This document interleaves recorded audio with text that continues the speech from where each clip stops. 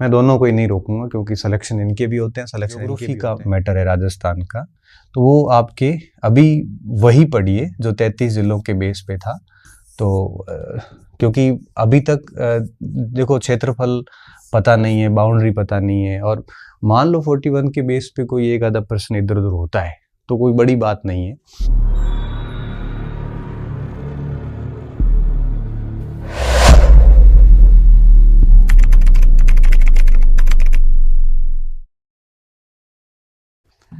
नमस्कार दोस्तों,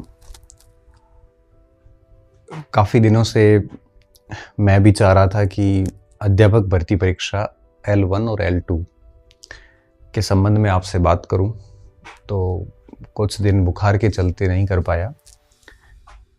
रीट की पात्रता परीक्षा फरवरी के लास्ट में 27-28 तारीख को हुई, उसके बाद से ही प्लान चल रहे थे। और आपने भी काफ़ी बार कह दिया सर एक अच्छी सी स्ट्रेटजी बता दीजिए, अच्छे से एक सामग्री के बारे में थोड़ा आइडिया दे दीजिए, कुछ कॉमन बातें बता दीजिए। क्योंकि गवर्नमेंट ने डेट भी घोषित कर रखी है जनवरी में, 21 जनवरी, और अब ऐसी स्थिति में हमारे पास में 10 महीने का समय है। इसको कैसे मैनेज करें बढ़िया तरीके से कि हमारा सिलेक्शन जो है सुनिश्चित हो सके। तो आज हम बात करेंगे अध्यापक भर्ती परीक्षा पर, ठीक है। अब देखिए, इसमें हम बहुत डिटेल से आज चीज़ें समझने वाले हैं। अध्यापक भर्ती परीक्षा में 3 बिंदुओं पे हम बात करेंगे। भर्ती परीक्षा जनवरी 2026, ठीक है। तकरीबन 10 महीने आपके पास में पड़े हैं। अगर अप्रैल से शुरू करें, अप्रैल, मई, जून, जुलाई, अगस्त, सितंबर, अक्टूबर, नवंबर, दिसंबर, जनवरी, ठीक है, 10 महीने का टाइम पड़ा है पूरा। और 10 महीने में अध्यापक भर्ती परीक्षा के संबंध में हम 3 बिंदुओं पे बात करेंगे। सबसे पहले कुछ सामान्य बातें देखेंगे कि सभी को ध्यान रखनी है, और उसके बाद में देखेंगे पाठ्यक्रम रणनीति क्या होनी चाहिए, आप किस तरह से सुबह से शाम तक किस तरह से अपनी दिनचर्या सेट करें, और तीसरा पाठ्य सामग्री को कैसे मैनेज करें, ठीक है, सिलेबस सहित। इसको आज हम समझेंगे। इस पूरे सेशन में इन 3 बिंदुओं पे बात की जाने वाली है, ठीक है ना। तो रणनीति और सामान्य बातें तो हम इसमें ही कर लेंगे, फिर पाठ्य सामग्री आएगी तब हमारे पास में PPT बनी हुई है, इसमें देखेंगे सिलेबस के अंदर किसके लिए क्या चीज़ें कैसे करनी है, ठीक है। सबसे पहले हम कुछ कॉमन चीज़ें डिस्कस कर लेते हैं, सामान्य बिंदुओं पे बात कर लेते हैं कि ध्यान क्या रखना है, ठीक है। देखिए, सबसे पहली बात ध्यान ये रखना है कि अब यहाँ पे स्टूडेंट 2 टाइप में बंट जाएंगे। एक ऐसे स्टूडेंट होंगे जो कोचिंग जाएंगे, बैच ज्वाइन करेंगे, कोई बैच ज्वाइन किए हुए चल रहे हैं, और कुछ ऐसे होंगे जो नॉन कोचिंग होंगे, जो या तो कोचिंग कर चुके हैं या कोचिंग करना नहीं चाहते। 2 टाइप के स्टूडेंट हैं। मैं दोनों को ही नहीं रोकूंगा क्योंकि सिलेक्शन इनके भी होते हैं, सिलेक्शन इनके भी होते हैं, और सारा डिपेंड करता है स्टूडेंट के ऊपर।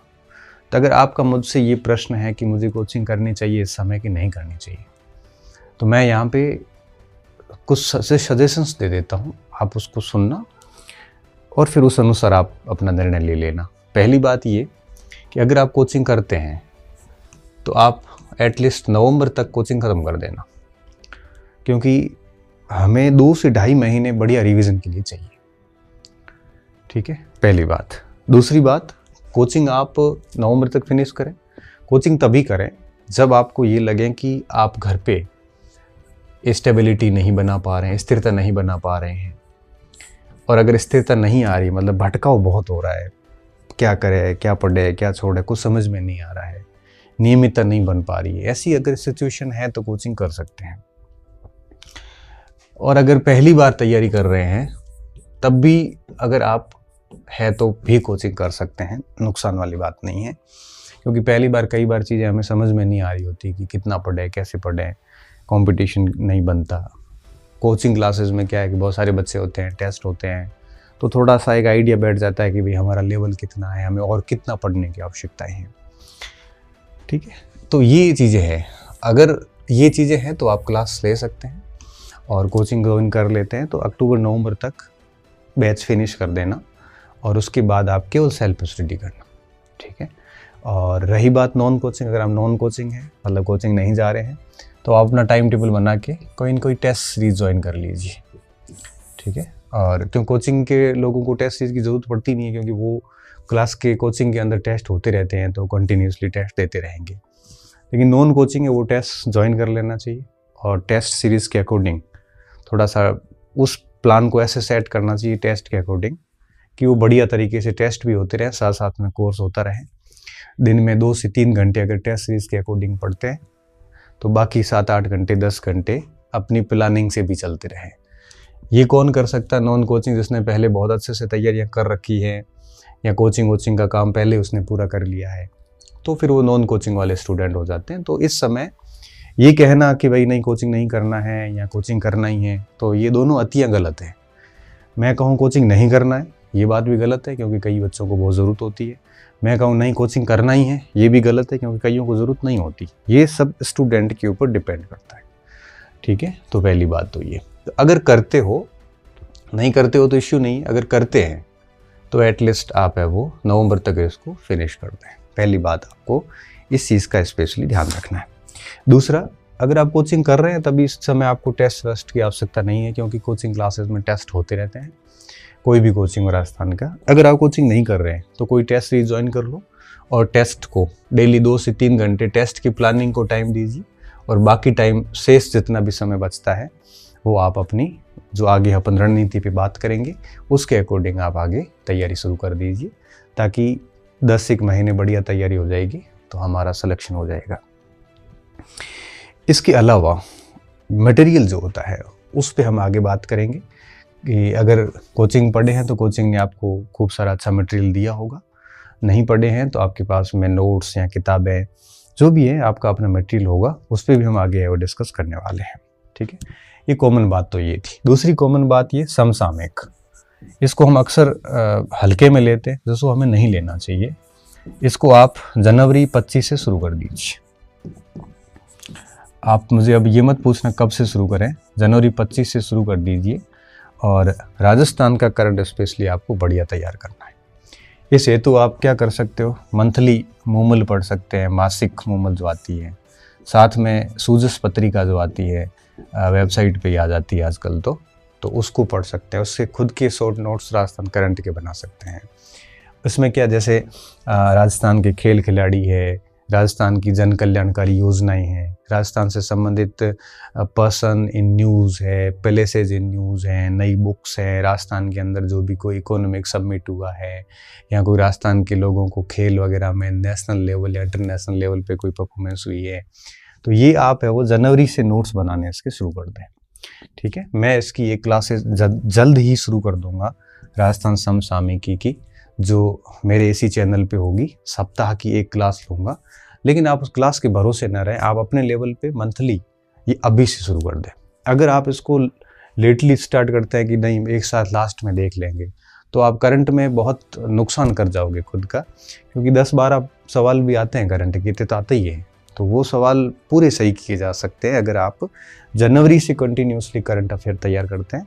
और मुझे लगता है कि एक छोटी सी रजिस्टर तैयार कर लेना चाहिए, और उसमें राजस्थान के करंट की जो मेन बातें होती हैं उसको शॉर्ट में आप डेली अगर आधा पौना घंटा भी देते हैं तो बढ़िया करंट तैयार हो जाता है। डेली भली मत दो, सप्ताह में एक दिन ही आप दे दो, भली 2 घंटे 2-3 घंटे, तब भी आप करंट अफेयर बढ़िया तैयार किया जा सकता है। तो समसामयिकी को आप है वो अभी से शुरू कर देना, ये काम आप है वो टॉप प्रायोरिटी पे रखना। इसके अलावा जो ज्योग्राफी का मैटर है राजस्थान का, तो वो आपके अभी वही पढ़िए जो 33 जिलों के बेस पे था। तो क्योंकि अभी तक देखो क्षेत्रफल पता नहीं है, बाउंड्री पता नहीं है, और मान लो 41 के बेस पे कोई एक आधा प्रश्न इधर उधर होता है तो कोई बड़ी बात नहीं है, आप आराम से उसको कर लोगे। आप तो नए जिलों में केवल इतना ही ध्यान रखें कौन सा जिला किससे अलग हुआ है, कुल कितने जिले हैं, कौन सा जिला किस संभाग में, इतनी सी बातें याद रख लेना। बाकी वही पुरानी ज्योग्राफी देखनी है, और इतिहास वगैरह में तो कोई बड़ा फर्क पड़ता नहीं है, तो दिक्कत वाली बात नहीं है, ठीक है। इसके अलावा RBSC और जो Rajasthan board of secondary education की जो किताब है, क्योंकि इसमें अभी एनसीईआरटी चल रहा है पूरा, ठीक है, तो इन किताबों को बेस बनाएं। ये बेस बनाना ज़रूरी है क्योंकि इन किताबों से एक बड़ा भाग पेपर का जो है वो पूछ लिया जाता है। देखो ये एक बेसिक सामान्य बात है, तो सभी को ध्यान रखनी है। इसके अलावा अगर आप देखोगे तो कम से कम परीक्षा तक आप 3 से 4 बार बढ़िया सिलेबस भी है वो पूरा करें, और सिलेबस का कोई भी हिस्सा इस भरोसे नहीं छोड़े कि ये मुझे आता नहीं है, ये बाद में कर लूँगा, ये बाद में। कई बार हम क्या गलती करते हैं, हम वही टॉपिक बार बार पढ़ते रहते हैं जो हमें अच्छे आते हैं, जो नहीं आते उसको अपन इग्नोर करते हैं, करते जाते हैं। लास्ट में ऐसी स्थिति आती है कि हम कुछ भी ठीक से नहीं कर पाते। और अगर आप सिलेबस का एक बड़ा हिस्सा टालते रहोगे ना कि बाद में, तो अंदर कॉन्फिडेंस है ना लूज रहेगा। एक ऐसी फीलिंग आएगी जैसे कहीं न कहीं मेरे अंदर बड़ी कमजोरी है। तो सिलेबस का एक हिस्सा इस तरह से फॉरवर्ड मत करना कि बाद में करूँगा। जो पोर्शन टफ है अभी आपके लिए वो आज से शुरू कर दो। जो सिंपल है वो तो आप बाद में भी कर लोगे, जो बेहद टफ है, किसी को जैसे गणित नहीं आती तो अभी से उस पर लग जाओ, किसी को आईसीटी नहीं आती उस पर अभी लग जाओ आप, ठीक है। तो 3-4 बार पाठ्यक्रम करें और कोशिश करें 100% ही पाठ्यक्रम देखें इस बार, क्योंकि टाइम खूब पड़ा है। और अगर 3-4 बार इसको बढ़िया से तैयार किया जाए तो दिक्कत नहीं है। इसके अलावा आपको एक बिंदु और इसमें ध्यान रखना है, वो ये कि बहुत अधिक गहराई में ना जाए। कई बार हम क्या करते हैं, हम मार्केट का हिस्सा बन जाते हैं। कैसे कि जैसे मान लो मैं कोई लेखक हूँ, ठीक है, वो मुझे मेरा किताब बेचनी है, तो मैं क्या करूँगा, मैं आरपीएससी के या हाल ही में राजस्थान गवर्नमेंट की परीक्षाओं में कोई ऐसा कठिन सवाल निकाल के लाऊंगा 2-4 जो राजस्थान के किसी बच्चे से वैसे सही होगा नहीं और पढ़ते तब भी नहीं होता, ऐसा सवाल लाऊंगा और उसको मेरे सोशल मीडिया जितने भी हैंडल्स है यूट्यूब वगैरह पे वो सवाल काट के, और मेरे कंटेंट से अगर वो सवाल आया है तो मैं वहाँ से बताऊँगा देखो मेरी किताब से प्रश्न आया हुआ है या मेरे कोर्स से प्रश्न आया, एक आधा प्रश्न, पूरा पेपर दाए तो दिक्कत नहीं है, एक आधा सवाल ऐसे लाएंगे। अब हम टेंशन में आ जाते हैं, हम फिर करने लगते हैं यार ये बदलता पैटर्न है पता नहीं, तो फिर बच्चा डर जाता है। और बच्चा डरने के बाद क्या करेगा, उस पुस्तक को खरीदेगा। अब उस पुस्तक को खरीदने के बाद में फिर उसका पूरा दिमाग खराब होगा और वो सारे तथ्य भी इतने याद नहीं होते। इसलिए जब सिलेबस बहुत बड़े हो, जैसे अध्यापक में है, तो जब सिलेबस बड़े होते हैं तो गहराई की उम्मीदें नहीं रखी जाती, क्योंकि जितना आप डेप्थ गहराई में जाओगे, अब आपको पता है राजस्थान जी की पूरा है, आईसीटी पूरा है, साइकोलॉजी पूरा है, मेथड्स पूरे हैं, सब्जेक्ट्स टीचिंग सब्जेक्ट्स पूरे हैं, और एजुकेशन सिनेरियो पूरा है, आरटीई है, क्या क्या याद करोगे। इतना अधिक डेप्थ में जाने की बिल्कुल आवश्यकता नहीं है। इतना अधिक डेप्थ में जाने से आपके कई सारे पोर्शन छूट जाएंगे। इससे बेहतर है कि इसको बेहद ही सिंपल तरीके से पढ़िए। 10वीं 12वीं तक का लेवल बहुत होता है, L1 के लिए 10वीं तक का, L2 के लिए 12वीं तक का। इससे ज़्यादा बाल की खाल निकालने से अल्टीमेटली लॉस आपको है, क्योंकि किसी भी विषय का अंत नहीं। अगर आप सोचते हो कि हम पूरा याद कर लेंगे, पूरा कभी होता ही नहीं किसी चीज़ का।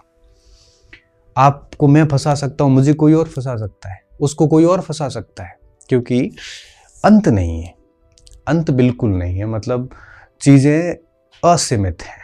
इसलिए गहराई में ना जाके एक बेस बना दें कि भाई हमारे इस पाठ्य वस्तु में जितना है उतना हम पढ़ लेंगे, बस। ऐसा नहीं होगी इसमें थोड़ा कम, मैं थोड़ा और 2 किताबें ला के पढ़ता हूँ, थोड़ा और ये प्रश्न पता नहीं कहाँ से आ गया है, मैं और किताबें लाऊंगा। इस और के चक्कर में आप फेल हो जाएंगे। कोशिश करिए, इतना ज़्यादा आपको गहराई में जाने की आवश्यकता बिल्कुल भी नहीं है, ठीक है। और 100% सिलेबस पढ़े, 3-4 बार पाठ्यक्रम कम से कम परीक्षा तक कर लें, गहराई में बहुत अधिक ना जाएं। आरबीएससी को बेस बनाएं, इनके ब्रीफ ना लें। इनके मार्केट में कई सारे ब्रीफ आते हैं, ऐसी किताबें आती जिन्होंने 6ठी से 12वीं किताब सब्जेक्ट्स को ब्रीफ कर लिया है, शॉर्ट में निपटा दिया। ऐसा मत करना, क्योंकि एनसीईआरटी की और इन किताबों की खास बात और खूबसूरती ये होती है कि इनमें फैक्ट भले कम हो, लेकिन फैक्ट के आगे पीछे कुछ कहानियाँ होती, कुछ पैराग्राफ्स होते हैं। वो पढ़ने के बाद वो फैक्ट हमें अच्छे से समझ में आता है। हम क्या करते हैं, ये गाइड के लोग क्या करते हैं, वो कहानियाँ हटा देते हैं, केवल फैक्ट अंदर डाल देते हैं। फिर फैक्ट पढ़ने के लिए ये थोड़ी करें, फिर वो फैक्ट याद भी नहीं होते। बेहतर ये है कि किताबें खुद रखें पास में, और जो सिलेबस मैच करता है उसको अंडरलाइन कर दे, वो टॉपिक लगा ले और आप उस टॉपिक को पढ़ के शॉर्ट में खुद कर ले, वो सबसे बढ़िया रहता है। तो ये कुछ ऐसी सामान्य बातें हैं जो आपको ध्यान रखनी है, ठीक है। तो मैंने कोचिंग की बात कर ली, करंट अफेयर्स की बात कर ली, नया भूगोल पढ़ना, पुराना पढ़ना, उस पर बात कर ली, RBSC को बेस बनाना, कितनी बार पाठ्यक्रम करना है, और ये सारी बातें जो थी गहराई में ना जाए, ये सारे बिंदु पे हमने डिस्कस कर लिया, ठीक है। अब बात करते हैं थोड़ा सा क्या रणनीति रखें इस पूरे की, और फिर लास्ट में बात करेंगे कि किस विषय वस्तु के लिए क्या क्या सामग्री यूज की जा सकती है, ठीक है। तो देखिए, ये मोटी मोटी बातें आपको, कॉमन बातें मैंने बता दी हैं। बाकी तो सारी चीज़ें मैं हम पहले ही बता चुके हैं कि भाई लाइब्रेरी वगैरह जाते हो तो वहाँ डिस्टर्ब हो रहा तो मत जाइए, रूम में पढ़ लीजिए, एकांत रहिए, सोशल मीडिया का यूज़ ना करें। वो कॉमन बातें हैं, वो तो आप सभी को हम 50 बार कह चुके हैं, फिर भी अगर हम नहीं समझते हैं तो फिर वो आपकी प्रॉब्लम है। बाकी हम हमेशा कहते हैं कि सिर्फ़ और सिर्फ अपना समय इस समय किताबों को दें, अपना समय सिर्फ स्टडी को दें, क्योंकि इन कॉमेंट्री की दुनिया में घुस जाओगे, बॉल बाय बॉल कॉमेंट्री में, तो लॉस अल्टीमेटली आपको ही होता है, मिलना कुछ नहीं है और समय चला जाएगा। ये 10 महीने कैसे जाएंगे पता भी नहीं चलेगा आपको, इतना भागता हुआ समय निकलेगा ना, अंदाजा ही नहीं है आपको, ठीक है ना। इसलिए टाइम का वो सदुपयोग करें, पूरा यूटिलाइज़ करें टाइम को। और बाकी बातें और कई समस्याएं आपको आएगी, हम समय समय पे वीडियोस बनाते रहेंगे, लेकिन ये कुछ ऐसी बातें हैं जो इन दिनों मेरे से बच्चों ने पूछी है। और परीक्षा की डेट तो आ ही गई है, तो अब ज़्यादा दिक्कत वाली बात नहीं है। अब बात करते हैं थोड़ा सा रणनीति को लेके कि किस तरह से आप अपने दिन को मैनेज कर सकते हो। अब मेरा क्या है कि थोड़ा सा रहता है कि मैं हमेशा एक स्ट्रेटजी पे चला हूँ। कभी भी परीक्षा की तैयारियाँ करी है तो एक प्रॉपर स्ट्रेटजी रखी है, बिना स्ट्रेटजी मेरे से पढ़ाई होती नहीं है। मैं भी वही बात करूँगा। तो देखिए, जैसे मैं क्या करता, जैसे प्रथम, अब देखो हम सुबह का शिफ्ट ले लें एक, ठीक, जैसे सुबह सुबह पढ़ लिए बढ़िया, और दिन की पढ़ाई हो गई और रात्रिकालीन हो गई, ठीक है। अब देखो 3 समय होते हैं बच्चे के पास पढ़ने के लिए, ठीक है। मॉर्निंग का जो टाइम होता है वो थोड़ा ऐसा इंटरेस्टिंग टाइम होता है कि उसको आप किसी भी चीज़ को बढ़िया से याद कर सकते हैं। इस समय फ्रेश माइंड होता है। जैसे कोई बच्चा सुबह 4 बजे उठ गया, अब 4 बजे उठने के बाद अगर वो 5 बजे पढ़ने बैठता है और 11-12 बजे तक पढ़ लेता है, बीच में नाश्ता खाना होता रहेगा, छोटा मोटा काम तो चलता रहता है वैसे। अब वो 5 से 12 का मतलब होता है कम से कम 7 घंटे, 2 घंटे निकाल दो तो 5 घंटे पढ़ाई हो जाती है। तो जैसे सुबह सुबह किसी ने 4-5 घंटे पढ़ाई कर ली, ठीक है, और दिन में जैसे 12-1-2 बजे वो भोजन करके थोड़ा रेस्ट करता है, 2-3 बजे वापस उठता है, और 3 से लेके मान लो शाम को 6 बजे तक 2-3 घंटे फिर पढ़ लिया, फिर 1-2 घंटे फिर खाना वाना खाए, घूमे किए, 8-1 बजे तक ये सब काम किए, फिर मान लो 9-10 बजे फिर 1-2 घंटे फिर पढ़ लिया, और सुबह 4-5 बजे वापस उठ गया। तो इस तरह से अगर कोई देखते हैं तो 4-5 घंटे ये हो जाते हैं, 2-3 घंटे, 1-2 घंटे ये हो जाते हैं, तो 2 और 2 4 और 4 8, 10-12 घंटे पढ़ाई एक सामान्य बच्चा इस हिसाब से कर सकता है। अब उसको करना क्या चाहिए, जहाँ तक हालांकि हर व्यक्ति की अलग स्ट्रेंथ होती है, फिर भी मैं बताना चाहूँगा। देखो, एक पार्ट तो आप राजस्थान जीके को दे दीजिए, क्योंकि ये जो राजस्थान जीएस को टाइम देना क्यों ज़रूरी है, इसकी अहमियत मैं बताता हूँ। पहले लिख लेते हैं अपन। देखो, सबसे पहली बात, राजस्थान जीएस के अंदर क्या क्या लिया है। देखो, इतिहास आ जाता है, संस्कृति आ जाती है, और राजस्थान का भूगोल आ जाता है। इसके अलावा भी आपके राजस्थान की भाषा साहित्य आ जाती है, इसमें राजस्थान की समसामयिकी आ जाती है ना। ये सारा का सारा राजस्थान का है। इसको इम्पोर्टेंस देना क्यों ज़रूरी है, इसके पीछे कारण समझिए। अब पूरा पेपर होता है 300 अंकों का, ठीक है। अब 300 अंकों में से अगर अपन L1 की बात करें तो L1 वाले के लिए राजस्थान जीके का जो रोल है वो लगभग 160 प्लस का है, लगभग 160 प्लस अंकों का है, 50% से अधिक ये है। और अगर L2 की बात करें तो L2 में थोड़ा सा कम है। कम क्यों है, क्योंकि जैसे 100 की जगह 80 हो जाता है, और फिर उधर आपके थोड़ा सा 50 के हिसाब से हो जाता है। तो लगभग आपके यूँ कहिए कि इसमें भी 130 के आसपास का रोल L2 में भी आ जाता है। ठीक है, तो ये कोई कम रोल नहीं है, ये ज़बरदस्त रोल है राजस्थान जीके का। अब आप देखिए, अगर आपका सुबह सुबह के 4-5 घंटे का जो टाइम है, उसमें अगर ये सारा राजस्थान का आप, राजस्थान के अंदर राजनीति विज्ञान भी आ जाती है, सारा आता है राजस्थान अध्ययन। राजस्थान अध्ययन का मतलब है सब उसमें। तो मॉर्निंग में अगर आप बहुत बढ़िया से राजस्थान जी के पढ़ते हैं, तो इसका मतलब क्या हुआ? मतलब ये हुआ कि 12 बजे तक आपकी हर दिन 50% से अधिक तैयारी हो गई, क्योंकि 150 का तो रहता ही है राजस्थान जी के। अब आप सोचिए कि सुबह 12 बजे तक आपकी भर्ती परीक्षा जिसकी आप तैयारी कर रहे हैं, उसकी आधी तैयारी आप कर चुके हैं। इससे बढ़िया क्या हो सकता है? कि क्योंकि जनरली हम मित्रों से भी मिलते हैं ना, तो सारा काम 12 बजे के बाद ही होता है, 12 बजे से पहले जनरली पढ़ाई करते हैं। तो 50% तैयारी अगर आप सुबह सुबह ही कर लेते हैं, और ये ऐसा पोर्शन है जहाँ से आप बच्चे 80 से 90% सवाल भी राजस्थान जीके के सही कर लेते हैं। ठीक है, तो आगे इनकी किताबें क्या रखनी है वो अपन पाठ्य वस्तु में बात करेंगे। तो मॉर्निंग में आप पूरे राजस्थान जीके को भरपूर समय दे दीजिए, कोई दिक्कत वाली बात नहीं है। ठीक है, अब बात करते हैं दिन में क्या करना है। दिन में आप क्या कर सकते हैं? विद्यालय विषय रख सकते हैं। ठीक है, विद्यालय विषय को देख लो। अब देखो, विद्यालय विषय के अंदर 2 चीजें हैं। अगर आप L1 की बात करोगे तो आपको पता है कि 5 विद्यालय विषय है: गणित, विज्ञान, हिंदी, इंग्लिश और आपके पर्यावरण L1 में। और L2 के अंदर अलग से स्थिति रहेगी। 5 है और टोटल एक विद्यालय विषय 18 अंक का है। ठीक है, अब आप क्या कर सकते हो? आप जो 10 अंक का है विद्यालय विषय, क्योंकि विद्यालय विषय 10 + 8 का रहेगा।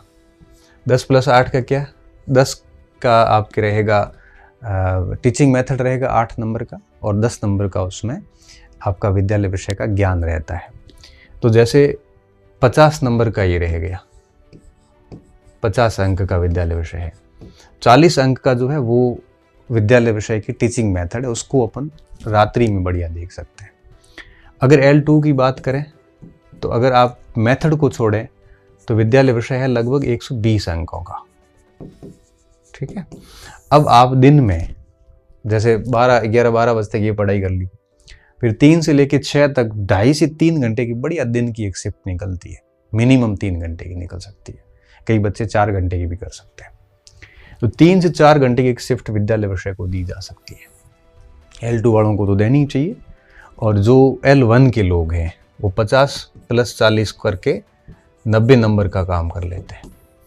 अब अगर आप दिन में अच्छा शिफ्ट एक विद्यालय विषय को देते हैं, तो अगर L2 के हैं तो 120 का हो जाता है, L1 के हैं तो 90 का ही हो जाता है। मतलब 2 शिफ्ट में आपने 160 + 90 250 का काम कर लिया 300 में से डेली। अब आप अगर रात को नहीं भी पढ़ते हैं ना, तब भी आप ये 2 काम कर चुके हैं। अब इसमें करना कैसे है?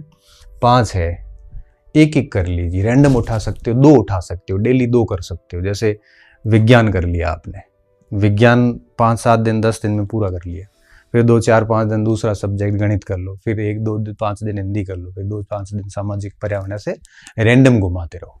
ऐसा नहीं है विद्यालय विषय में एक लेके बैठ जाओ। सबसे बढ़िया तरीका ये होता है। अगर आप L2 के हैं और जैसे मान लो सामाजिक के हैं, तो आप पहले जैसे इतिहास पढ़ लिया थोड़े दिन तक, इतिहास को मोटा मोटा पूरा कर लिया, फिर भूगोल कर लिया, फिर इकोनॉमिक्स कर लिया, फिर पॉलिटिकल साइंस कर लिया, फिर वापस उसको ऐसे घुमाते रहो। तो दिन में आप विद्यालय विषय को टाइम दे दो। ठीक है, इन दोनों के बीच में आप 1-1.5 घंटे आराम से रेस्ट भी कर सकते हैं, कोई दिक्कत वाली बात नहीं है। अब रात्रि में 1-2 घंटे पढ़ने का समय शेष बच गया आपके पास। इस समय आप क्या करो? मनोविज्ञान देख लो, मनोविज्ञान और ICT।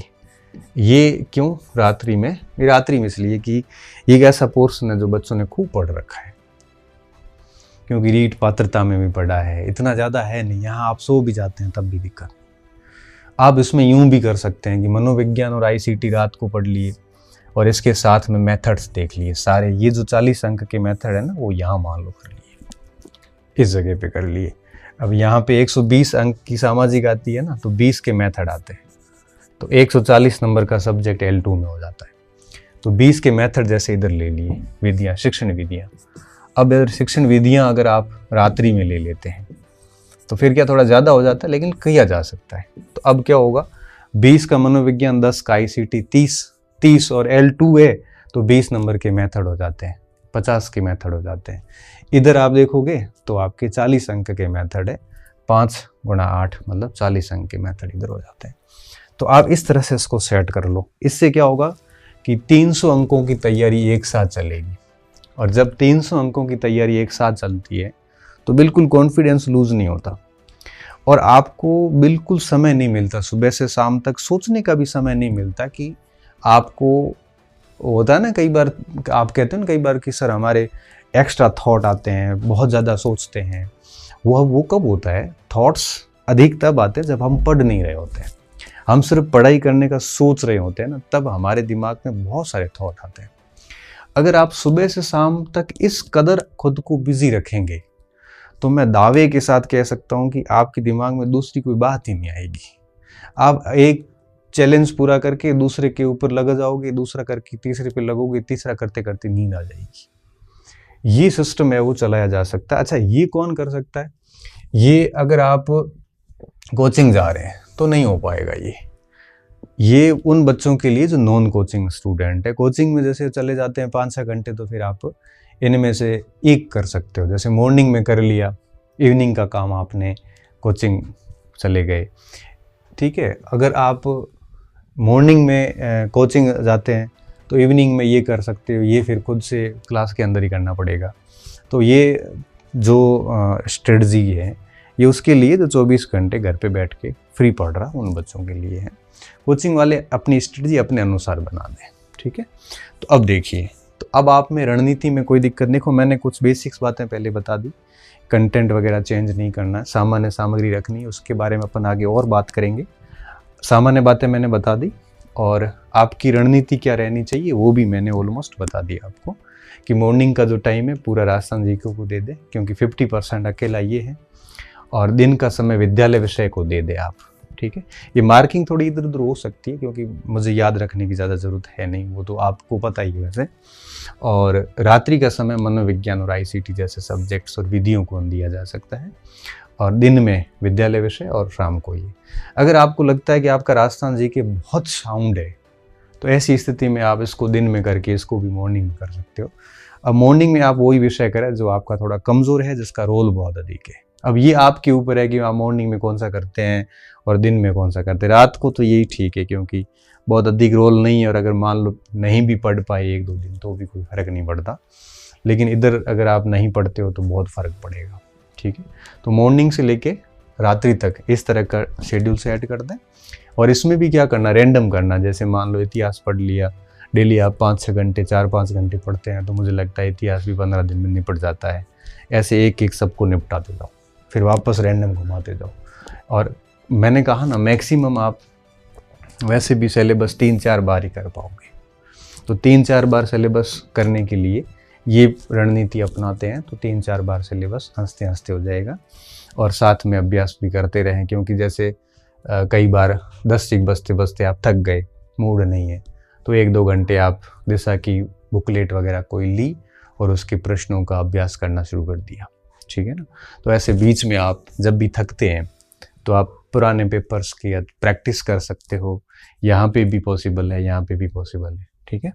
तो ये 2 बातें हमने कर ली, सामान्य बात हो गई, रणनीति हो गई। अब हम बात करेंगे कि क्या पाठ्य सामग्री यूज की जा सकती है। तो मैं एक बार फिर बता देता हूँ आपको कि पाठ्य वस्तु जो है वो आप बहुत अधिक, आपको गहराई में जाने की आवश्यकता नहीं है। मैं थोड़ा सा एक बार पाठ्य सामग्री पे भी मैं बात अलग से कर लेता हूँ सामान्य तौर पे, और उसके बाद आप है वो देख लेना अपने हिसाब से। मैं मेरी तरफ से एक एक चीज़ बता दूंगा आपको, फिर आपको जो बेस्ट लगे वो आप फॉलो कर लेना। पाठ्य सामग्री, पहली चीज़ गहराई में न जाए, मैं फिर कह रहा हूँ। ठीक है। दूसरी बात, सीमित सामग्री रखें। सामग्री सीमित रखना, बहुत अधिक सामग्री आपको नुकसान दे सकती है। और अभ्यास और रिवीजन बार बार करते जाएं, ये कुछ कॉमन चीज़ें हैं। और अपनी सामग्री पर भरोसा रखें। देखो, भरोसा नहीं रखते हैं तो डॉक्टर की दवाइयाँ भी काम नहीं करती।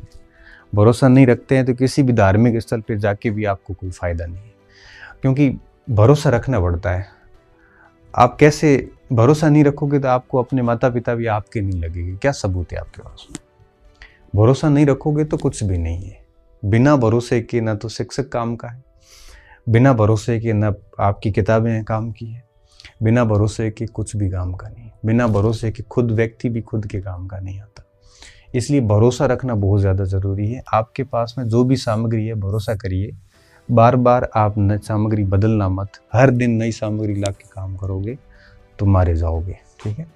RBSC को, राजस्थान बोर्ड के अंदर जो किताबें चल रही है अभी, किसकी चल रही है? NCERT। अब ये प्रश्न मेरे से कई बच्चे पूछते हैं ना, मेरा माथा खराब हो जाता है कि सर NCERT पढ़ेगा RBSC पढ़े। लो भाई, RBSC में भी NCERT चल रहा है ऑलमोस्ट, तो एक ही बात है, पढ़ो तो सही आप कुछ, ठीक है।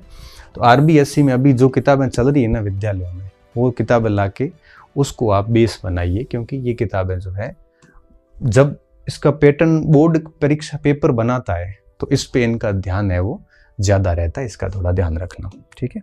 अब अपन बात करते हैं एक एक का। अब L1 में राजस्थान का भूगोल, इतिहास, संस्कृति और राजस्थान की भाषा, ये है 100 अंक के, ठीक है। यही L2 में यहाँ पे लिखा हुआ आएगा 80 अंक। किसमें? L2 में। अब ये मुझे लिखने की बार बार ज़रूरत नहीं है। अब देखो, इसमें क्या करना है, राजस्थान का जैसे भूगोल है। अब भूगोल में आपने कोई एक किताब पढ़ रखी है, जैसे मान लो किसी ने नाथ पढ़ ली है, या किसी ने गंगानगर के संजय जी चौधरी की किताब पढ़ रखी है, या फिर किसी ने मान लो और कोई किताब, अन्य कोई स्रोत है, दिंदवाल जैसे किसी ने पढ़ रखी है, तो आप उसी को कंटिन्यूसली करिए। अब आपको ये तीनों किताबें लाने की जरूरत नहीं है इसमें, या एक किताब ले लो। अब आप कहोगे सर 51 जिले हैं, 41 जिले हैं, मरण दो ना, क्या 51 41 51 फंसे हुए आप। कोई भी एक किताब ले लो, अपडेट नहीं देखना नया है कि पुराना है, लेके और आप इसके ये सारे चैप्टर अच्छे से पढ़ लीजिए। आपने पहले भी पढ़े, उसी को वापस कर लीजिए, कोई दिक्कत वाली बात नहीं। एक किताब में सारा कुछ लगभग कवर हो जाता है, ठीक है।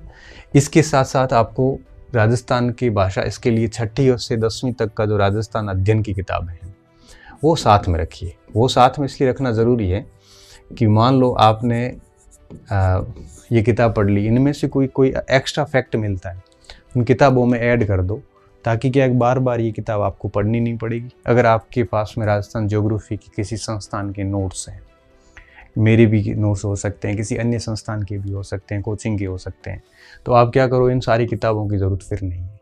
उस नोट्स के साथ में 6ठी से 10वीं राजस्थान अध्ययन देख लो, राजस्थान अध्ययन के भूगोल के चैप्टर देख लो, उसमें से कोई नया फैक्ट मिल रहा है तो आपके नोट्स में अपडेट कर दो। इससे अलावा कोई काम नहीं करना है आपको, ठीक है। तो राजस्थान भूगोल में नाथ है, संजय चौधरी है, दिंदवाल है, सिखवाल है, जो भी आपके पास में हो, या आपके पास में कोई नोट्स हो, बस।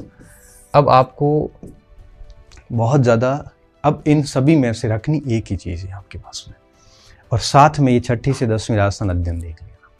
उनमें जो कोई नया फैक्ट हो तो अपने नोट्स में अपडेट कर दो, बस। राजस्थान के भूगोल में यही करना है। ये नहीं देखना है कि नया है कि पुराना है, कोई फ़र्क नहीं पड़ता एक आधे सवाल का। सिर्फ जिलों की रिपोर्ट तैयार कर दो कि कौन से ज़िले नए बने हैं और कौन से ज़िले से कौन सा ज़िला अलग हुआ है, इतना ध्यान रखना है।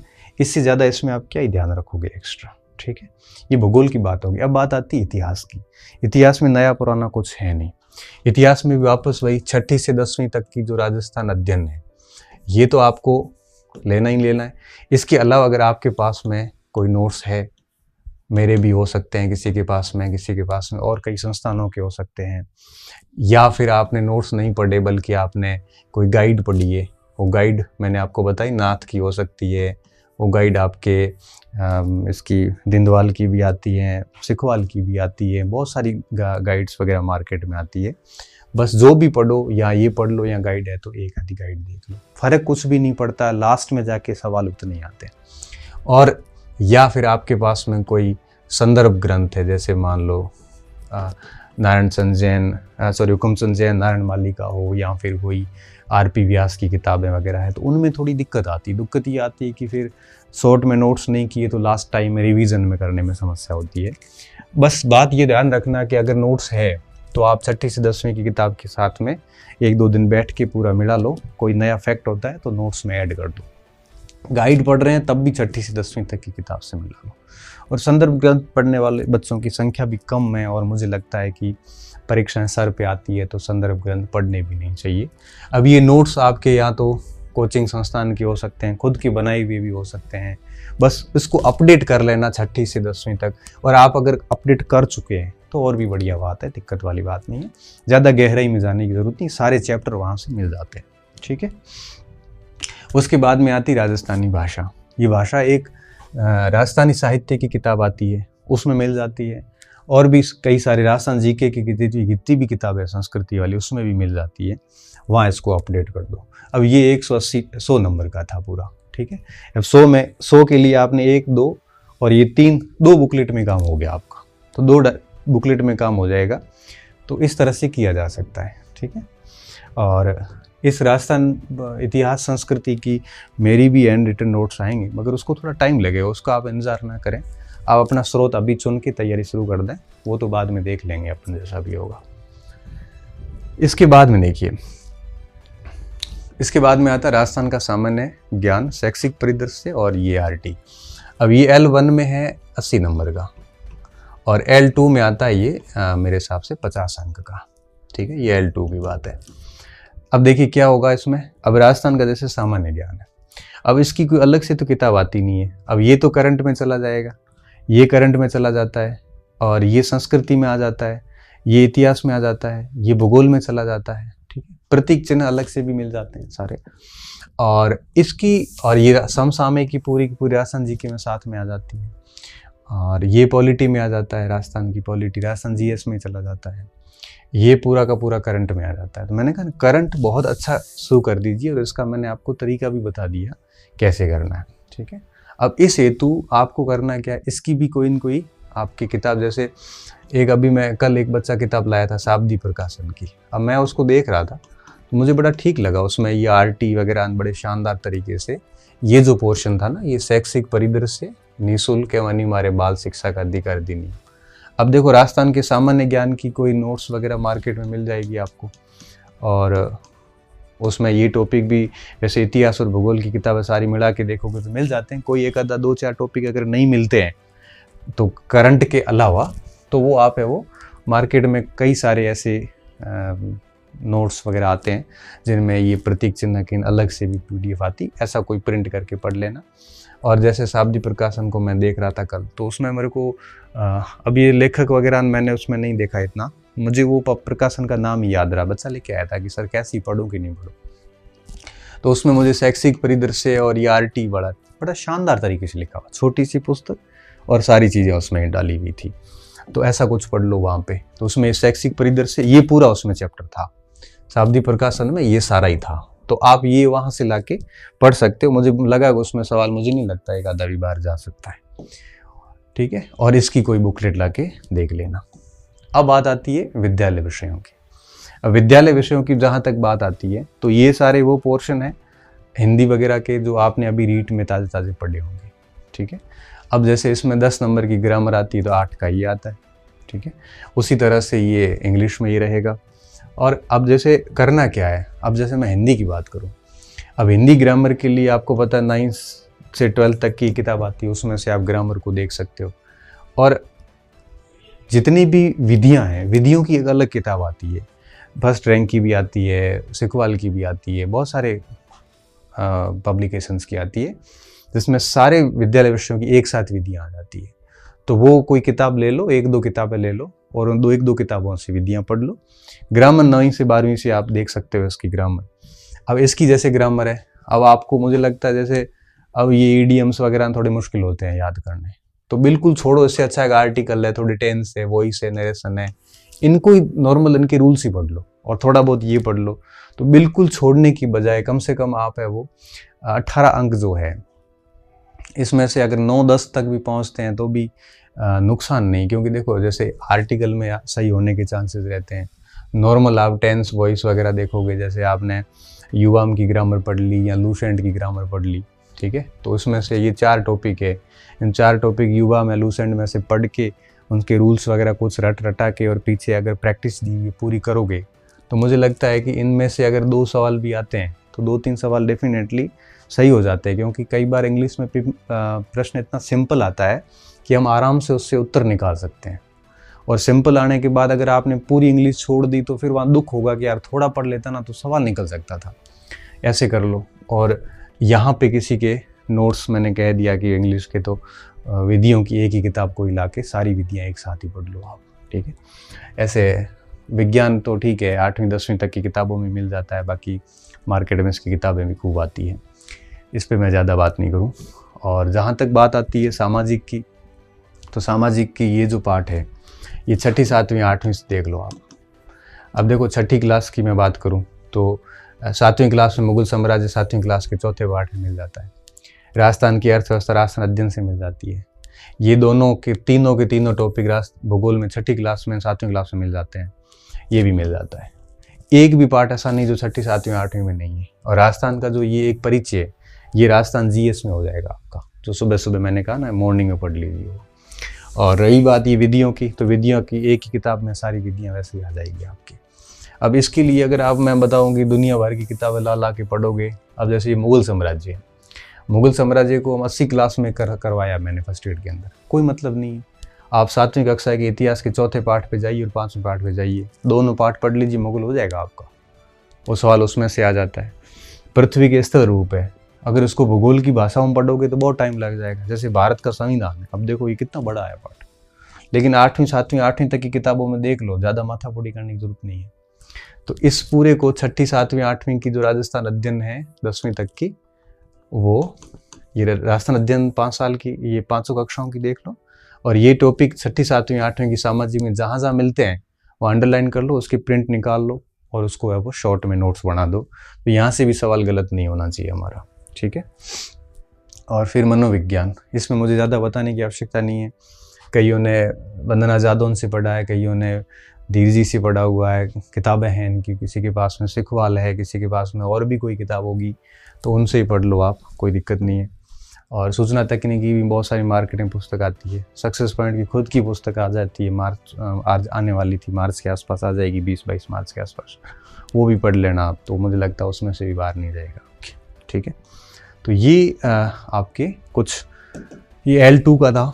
अब L2 जैसे सामाजिक है, तो सामाजिक के अंदर आप देखोगे तो इसमें मैं आपको बात बताता हूँ, ये जैसे ये टॉपिक है, ये 12वीं कक्षा के पहले भाग में मिल जाता है, ये 12वीं कक्षा के दूसरे भाग में मिलता है और ये 12वीं कक्षा के तीसरे भाग में मिल जाता है।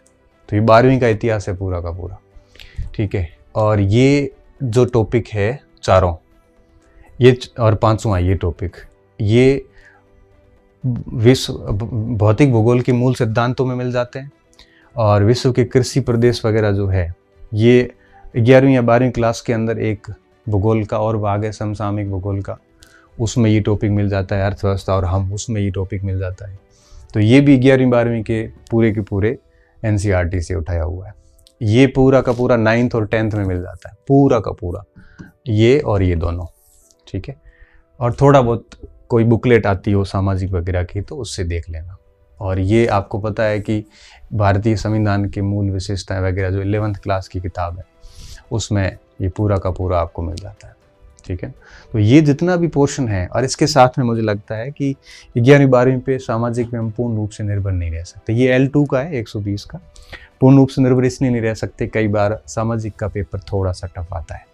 11वीं 12वीं की किताबों को तो बेस बनाना ही बनाना है, साथ में थोड़ा सा आप एक मार्केट से सामाजिक की कोई गाइड या कोई नोट्स या कोई बुकलेट कोई सामाजिक की स्पेसिफिक आए तो वो ला के थोड़ी पढ़ लेना। इससे क्या होगा कि थोड़ा सा इसमें एडवांस जाना ज़रूरी है, क्योंकि NCERT कई बार इतनी अपडेट नहीं होती है।